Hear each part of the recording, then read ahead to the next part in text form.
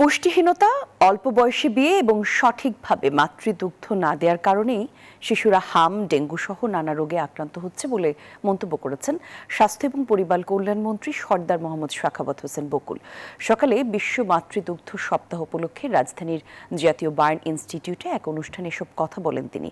মায়েদের প্রতি নবজাতককে জন্মের পরপরই শাল দুধ এবং 6 মাস পর্যন্ত শুধু মাতৃদুগ্ধ খাওয়ানোর আহ্বান জানিয়ে তিনি বলেন, শুধু দিবস পালন নয়, সারা বছর শহর থেকে গ্রাম পর্যন্ত সচেতনতা ছড়িয়ে দিতে হবে।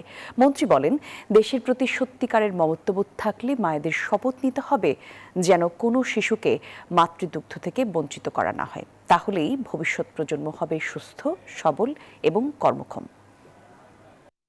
প্রিভেন্টিভ সাইডে যদি আমরা এখন থেকে মনোনিবেশ না করি, we shall be in a failure stage to keep a very good human society for carrying our country